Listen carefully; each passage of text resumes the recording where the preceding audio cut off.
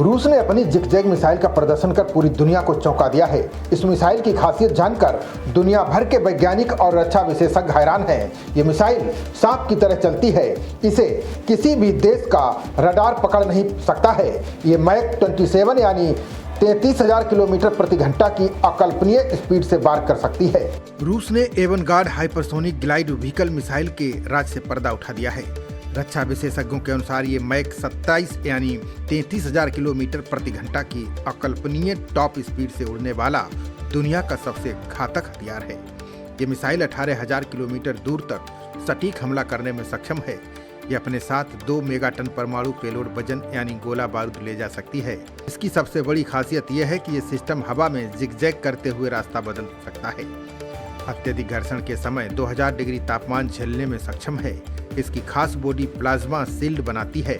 ऐसे में इसके सामने अमेरिका का अरबों में बना थॉड समेत दुनिया के सभी रडार और डिफेंस सिस्टम पूरी तरह लाचार हो जाते हैं। अच्छा जानकार इसे पुतिन का उड़ता हुआ भूत बता रहे हैं। ये बैलिस्टिक मिसाइल की तरह सीधे वार नहीं करती है, बल्कि जहरीले सांप की तरह लहराते हुए पल पर रास्ता बदलती रहती है। ऐसे में इसे ट्रैक कर नष्ट कर पाना नामुमकिन है। बता दें कि रूस के राष्ट्रपति व्लादिमीर पुतिन ने जब 2018 में देश के 6 सबसे घातक रणनीतिक हथियारों की घोषणा की थी, तब एवनगार्ड को रूस की तकनीकी सर्वोच्चता का प्रतीक बताया गया था। दिसंबर 2019 में इसे रूसी सेना में आधिकारिक तौर पर तैनात किया गया था। धीरे धीरे इस तकनीक को विकसित किया गया, इसे समय के साथ मारक बनाया गया। अब यही तकनीक avant-garde hypersonic glide vehicle missile के रूप में परिवर्तित हो चुकी है। अगर इस मिसाइल के काम करने के तरीकों की बात करें तो ये चौंकाने वाली प्रक्रिया है। सबसे पहले नई मिसाइल एवनगार्ड को RS-18B और RS-28 सरमत जैसी भारी इंटरकॉन्टिनेंटल मिसाइलों के ऊपर पेलोड के रूप में फिट किया जाता है। इसके बाद इसे अंतरिक्ष की ओर दाग दिया जाता है।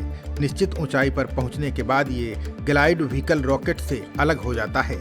इसके बाद ये मिसाइल पृथ्वी के वायुमंडल की ऊपरी परतों में प्रवेश हो जाती है। वायुमंडल में पहुंचते ही ये मिसाइल अपना असली खेल और रंग दिखाती है।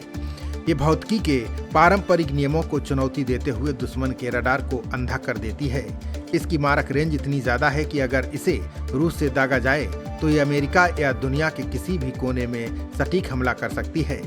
अन्य मिसाइलों से इसकी तुलना करें तो पारंपरिक मिसाइलें एक फिक्स रास्ते पर चलती हैं, जिससे इसे पकड़ना आसान है। बता दें कि एवनगार्ड की तैनाती के बाद रूस ने नाटो और अमेरिका को स्पष्ट संदेश दिया है कि उनके द्वारा बनाई गई वैश्विक मिसाइल डिफेंस दीवार अब किसी काम की नहीं रह गई है। ऐसे में कहा जा सकता है कि एवनगार्ड रूस को फर्स्ट स्ट्राइक यानी पहले हमला करने और सेकंड स्ट्राइक यानी जवाब देने दोनों स्थितियों में एक तरफा बढ़त दिलाता है। अमेरिका ने पिछले कई दशकों में दुनिया भर में जो मिसाइल डिफेंस नेटवर्क तैयार किया था वो ICBM के परवलयिक पथ को ध्यान में रखकर बनाया गया था। एवनगार्ड इस नेटवर्क की सबसे बड़ी कमजोरी पर वार करता है। ये वायुमंडल की घनी परतों के ठीक ऊपर यानी करीब 40 से 100 किलोमीटर की ऊंचाई पर उड़ती है। इस ऊंचाई पर ना तो अंतरिक्ष वाले अर्ली वार्निंग सैटेलाइट इसे सही से ट्रैक कर पाते हैं और ना ही जमीन पर मौजूद शॉर्ट रेंज एयर डिफेंस मिसाइलें इसे छू सकती हैं। सरल शब्दों में कहें तो एवनगार्ड ने हथियारों की होड़ में डिफेंस की तकनीक को कई साल पीछे धकेल दिया है। खबरों का सिलसिला जारी रहेगा। देखते रहिए जनप्रवाद। नमस्कार।